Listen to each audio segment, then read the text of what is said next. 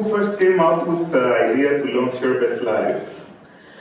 That was you. Yeah, that was definitely me.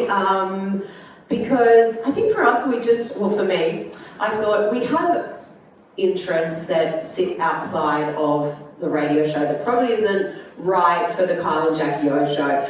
Gemma and I really kind of got into psychology and attachment styles and relationship behaviour, and really did deep dives on all of these things. And a lot of it came from working on ourselves and wanting to sort of better ourselves, and we thought, let's do a podcast just for fun. But she doesn't love being kind of front and centre. She's always been behind the scenes. Yeah. Gemma has. I've always been in programming, I've been in programming in radio for my entire career. And so I left radio, I ran a radio network in Australia, and I left that a few years ago. And so when Jack came up with the idea, I was very against it. I said, no, I'm not doing it, there's no way. And then we often joke that I'm the good negotiator between the two of us, because I'm also Jack's manager, as you pointed out, and obviously recently negotiated her radio deal. But it turns out she's a far better negotiator, because she managed to get me to say yes eventually. And we at first said it was going to be a trial. That's what I agreed to, was a trial. And all these months later, because it's grown so rapidly, it appears that I'm stuck. But we enjoy it, though. We do. We keep it to the lounge room because it just feels like we're catching up on, everything as friends, and we kind of don't really think about the recording part of it, or it actually being listened to by people. Exactly. Hence why I was mortified sitting there watching that play out. Okay. What was the moment that made you both say, let's do this? What was the moment? What was the moment? I think it was that we were both in a place where we'd been through breakups. And we were, struggling a little bit in terms of what a breakup can do to you. And we were chatting a lot about that.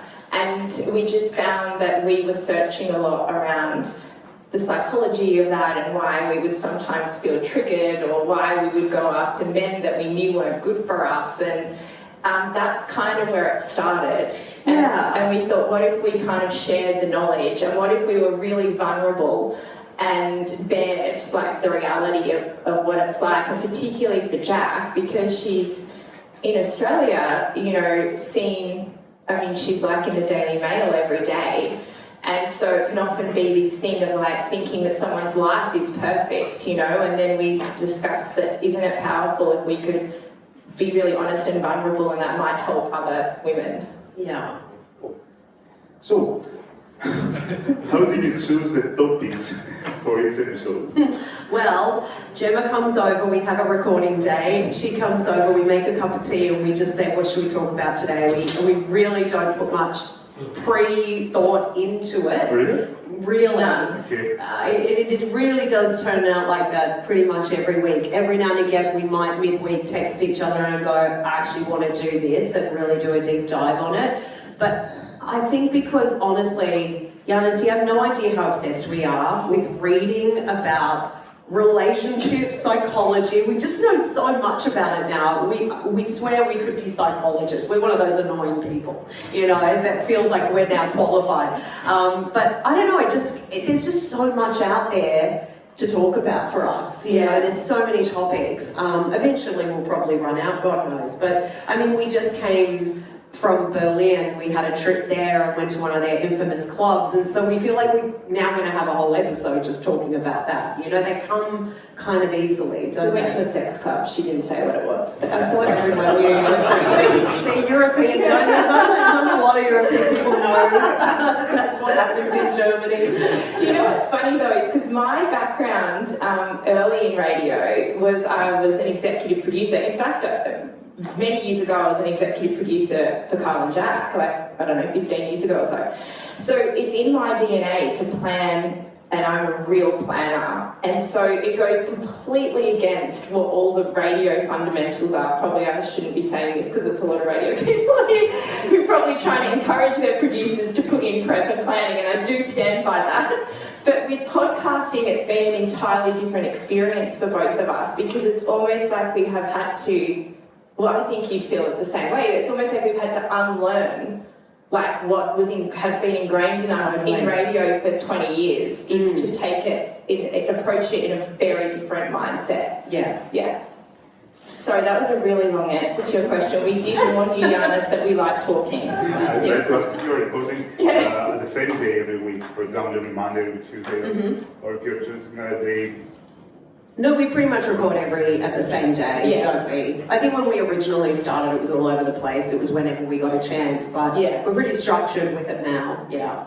What has been the funniest or most unexpected moment while recording an episode? Oh, I know what it is. My one is. Go on.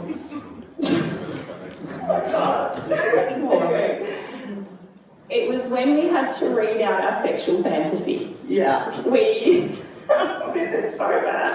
We had to. Well, we were reading a book called. What was that book called? Gillian Anderson. Gillian Anderson did a book. Want or something. I think it's called Want. Anyway, Gillian Anderson wrote a book. She's been in sex education, X-Files, etc. She wrote this book that had women sending in anonymous letters of their sexual fantasies. And then we discussed, should we write out what ours is? Like a story, is, you know, and then read each other's out.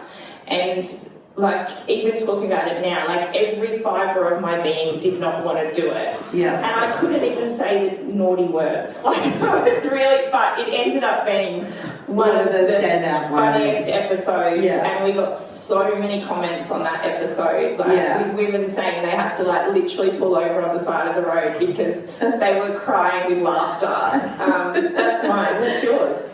Oh no, I think that was definitely it. That moment was definitely a standout. It was difficult because she had to read out mine. Because the thing was, it was your idea too, Gemma. And you said to me, let's just write this, and I thought, cool.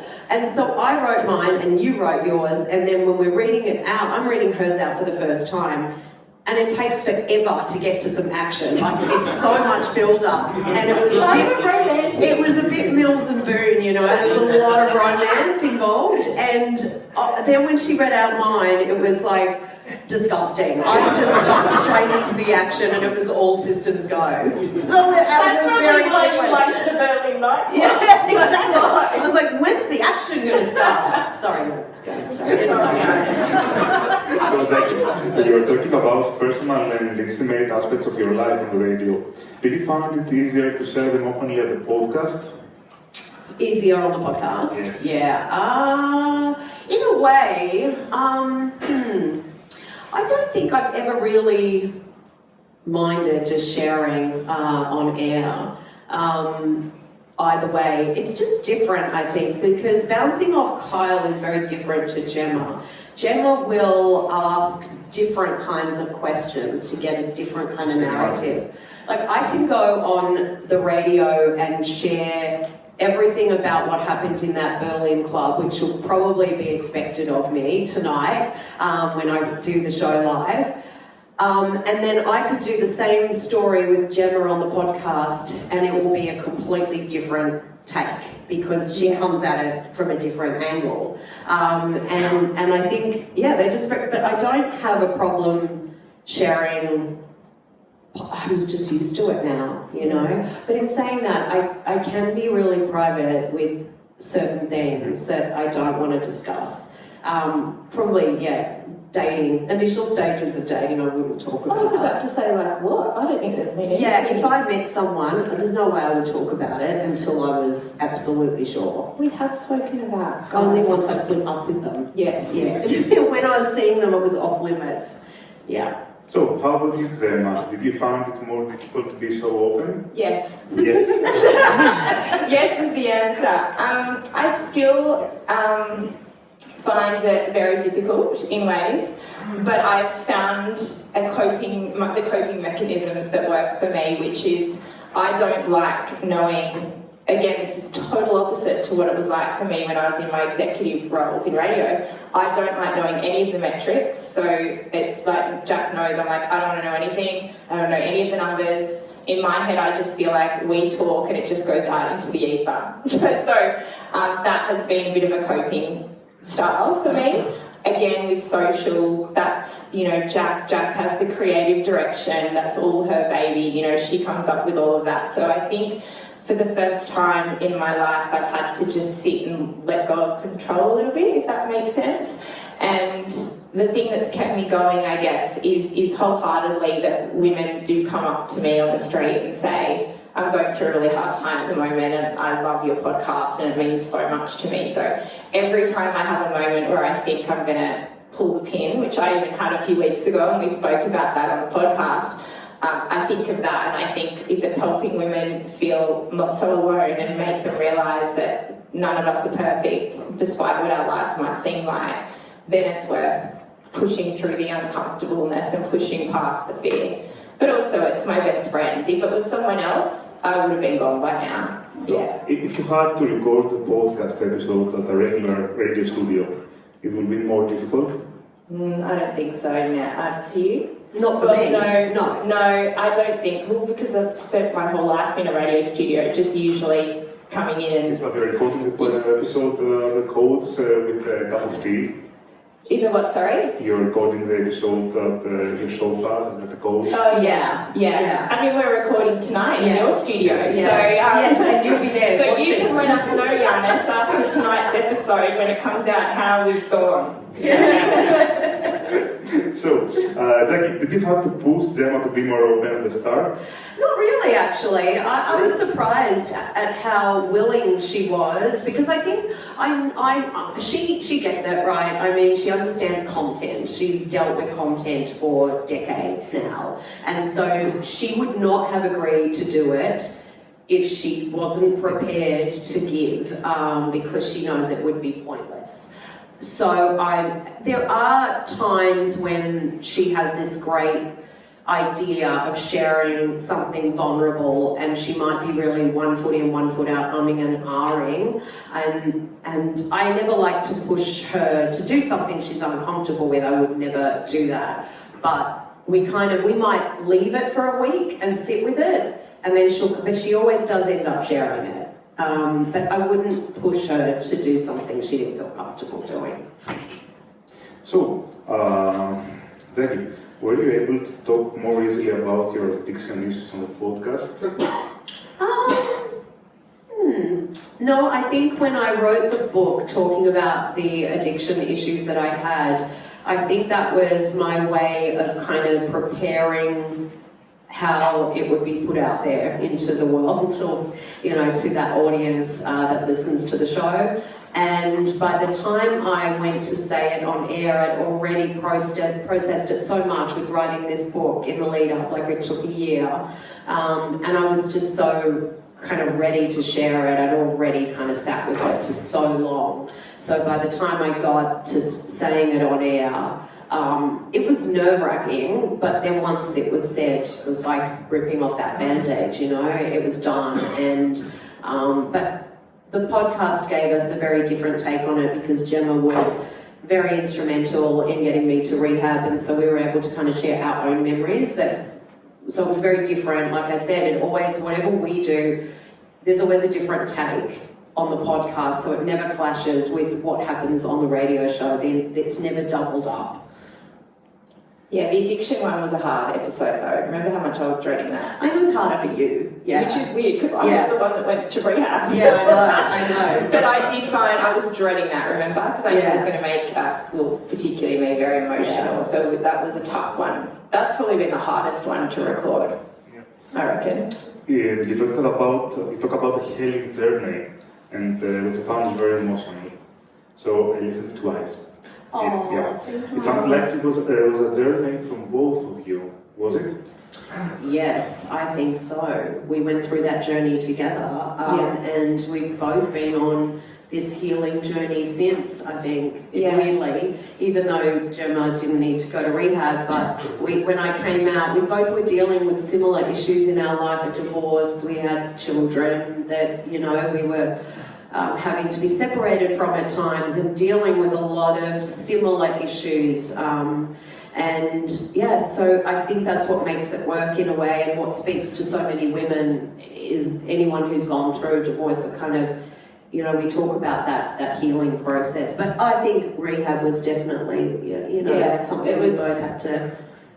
Yeah, I mean, in a way, you know, I don't want to say the word force, but I pretty much did force Jack to go to rehab, because at the time when it all kind of came to fruition, she didn't see that she had a problem, which is also what can happen. That's what an addict believes, that no, this is normal, like, you know, I don't need any help, I'll be fine, I can just do it. And I'd had experience in the past with, not myself, but you know, I'm happy to share, I worked with Nicole Kidman for a long time. For 8 years I worked with Nick. Her husband, Keith Urban, has spoken about his addiction, and I was with Nick during that period. I've also had family members that have been through addiction, so I had some awareness of what to look like, how to handle it, I suppose.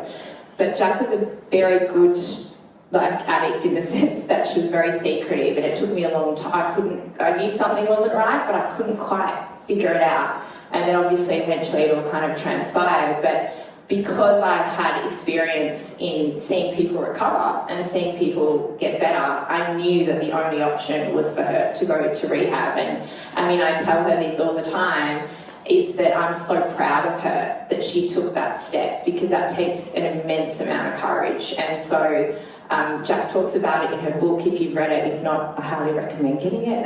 But she talks about that, you know, we had to fly out of Sydney very cloak and dagger, hidden, so that no one knew what was happening. So we kind of had this bond. You know, I dropped her off at rehab at Betty Ford in Palm Springs, and we bawled our eyes out as we said goodbye to each other, and then we were reunited again at the end. And to see her and to see what she was going in was very, very hard to see that. And I sat, and as Jack says in the book, I literally sat in the car park crying, because I knew the moment I drove away, she was on her own. And see, every time it makes me emotional. I knew she was on her own, and she did it. And so then to see her on the other side of that, when we, you know, met at the end after she'd been through the program, and to see her thriving now, and to have the courage to share that story, like as a best friend, I'm in awe. And so if I've been able to be a small part of that journey, then I feel very honoured. Great. So, am I going to make you cry now? Back to the podcast. You had Gwyneth Paltrow as a guest. Do you have any plans for any other big movie star to come to the podcast as a guest? Who do you think? We're not focused on guests, actually. Remember we said we don't plan? Yeah. Let's go back to that. Yeah, we haven't really been, although we have been talking about it a little bit more lately, haven't we? Yeah. So maybe, yeah. I mean, Gwyneth was amazing, but we also had her come and do an event for us, so that she came on the podcast because she'd also come to do a guest speaker event. In Australia, the climate financially has been a bit tough lately. You know, the cost of living is hard, and so it's really hard doing events. So we purposely decided that it wasn't the right time to do another event. Maybe we'll do one later this year, but we haven't really got anything planned. No plans there. Okay, Zaki, you have shared some surprising sexual kinks.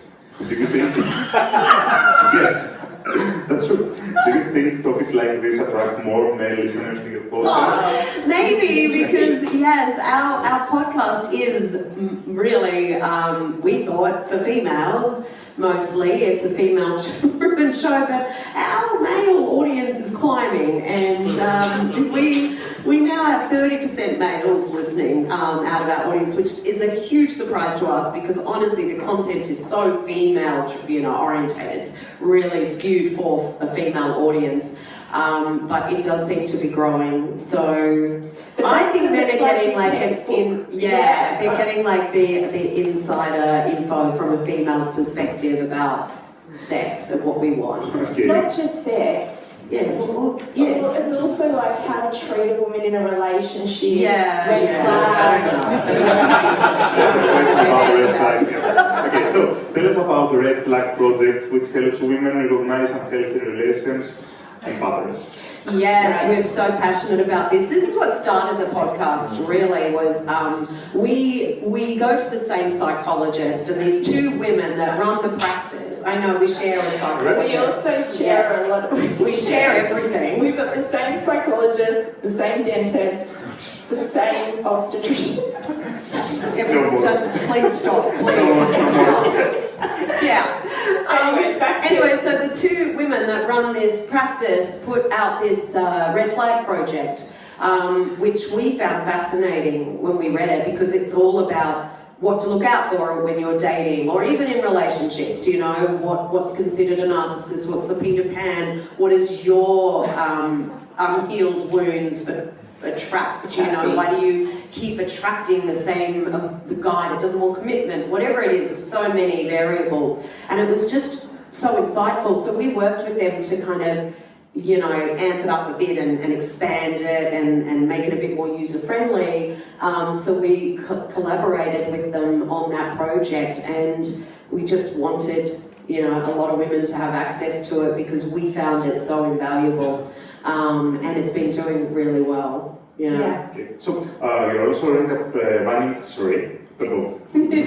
you're also running a project called Negotiation Power. Is this your project, Gemma? Is this more your project? Yeah, I mean, the Red Flag project was one that we both worked on because we felt really passionate about it, and we both feel very passionate about the negotiation one that we've just released as the online course too, because we believe that women should have, and it is aimed at women. I mean, we actually do have men doing the course as well, but it was designed for women because we believe that women deserve to have the tools on how to negotiate effectively. And statistically, women are far worse negotiators than men, and we just wanted to kind of change that. And my background has been in negotiation. I mean, anyone who works with radio talent is a negotiator, in my opinion. But I've also done my master's, and I've also done the Harvard certification in negotiation mastery. So it's an area that I'm really passionate about. Obviously, I then went on to have a talent management company, which is when I negotiated the deal with that Carl and Jack have. So negotiation's kind of in my DNA. And I thought, if we can make a course that's really quick and easy and effective for women, they deserve to earn the money that they should be getting. And yeah, so it's something we're very passionate about. And a lot of the time it's just that the women don't know how to handle an uncomfortable conversation or how to deal with when they get pushed back. Because women naturally, we want to shrink, and that's because we don't value ourselves, and it all comes down to self-value. So I hope any women here will have a look at it, because it already is, you know, making impact and helping women earn more money, and they deserve to. Okay, so Gemma, you and Jack have been best friends for more than 20 years, but you still seem to surprise each other. Do you? We seem to what, sorry? Surprise each other. Surprise each other? Yes. Yeah. Do we surprise each other? Not really. Can I give you an example? And I think we spoke about this in the podcast, and there was a clip then about the demon exorcism. So I had been at a coffee, actually with my Liz, who's here. I'd been to have a coffee with her. She was visiting Australia. I'd had a coffee with her, and she reached out to me, and we just connected. I was like, yeah, I'm happy to have a coffee. We had a great time. And then I left that, and Jack had said, I've just got this thing that we're doing, and just meet me at the house at 10 a.m, whatever it was. And I'm like, yeah, no worries. And I turned up there, and there were 3 women that I can only describe as look like the Ghostbusters. And they had all these bags of apparatus, of devices. There was smoke going everywhere around the house, and I turned up and I was like, what the fuck is going on? Now, I have to say, that is probably the only time that she has shocked me or surprised me in the last 20 years. Yeah, that was the demon exorcism. That and the day of the addiction, by the way, that was also quite shocking. Okay. If a listener could take just one lesson from the podcast, what do you hope it would be? To know their worth, yes. That self-value that Gemma was talking about, not just in the workplace when it comes to pay and receiving what they deserve, but also knowing what they deserve in life, in relationships. And I know I definitely had issues with that my whole life. You know, and I think that value you have for yourself is so important, and that's what we're always trying to drive home with our audience, is know your value.